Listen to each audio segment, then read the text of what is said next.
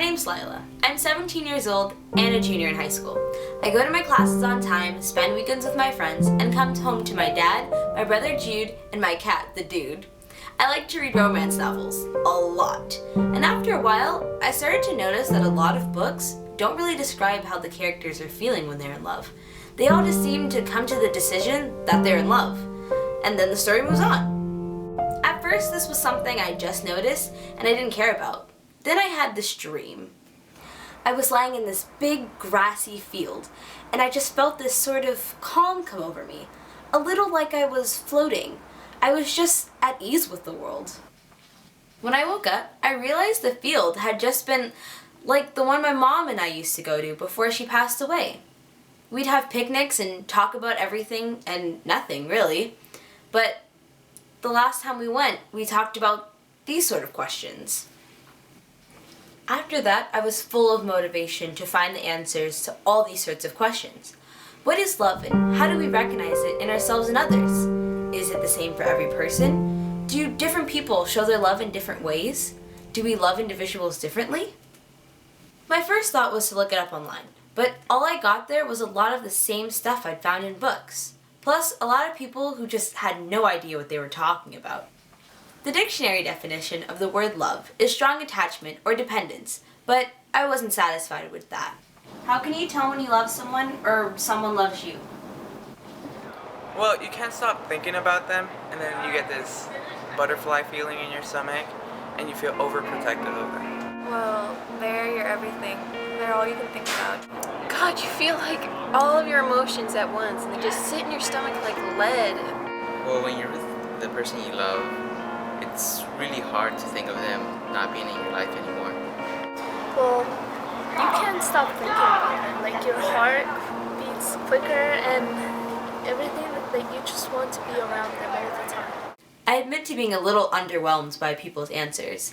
It wasn't until I asked my brother Jude that I figured out a way to ask the right questions to get better answers. You're going to talk about other types of love too, right?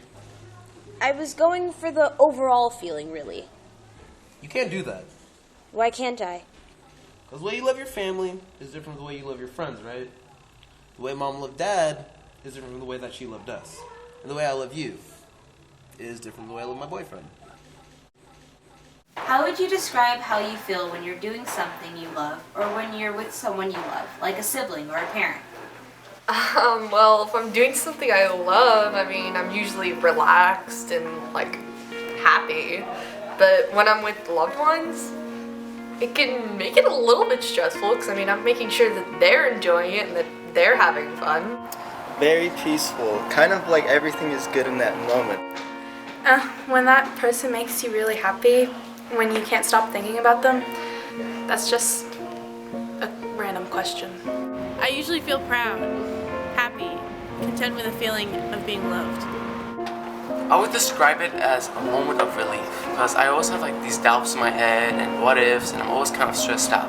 But when I'm with someone that I love, it just all leaves my mind and I can be at peace for that brief moment.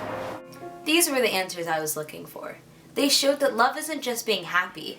It was stress and calm and worry and relaxing. So I concluded that you can't put love into a perfect little box or make it into any sort of checklist. Love is different for each person, and we can't change that. It's just part of who we are, how we were raised, and what we've all been through individually. At some points in our lives, we're all going to be plagued by the thoughts that no one loves us. But all you have to do is look around you. Love is everywhere, and it never dies. I still feel my mother's love, and I know my brother and father do too.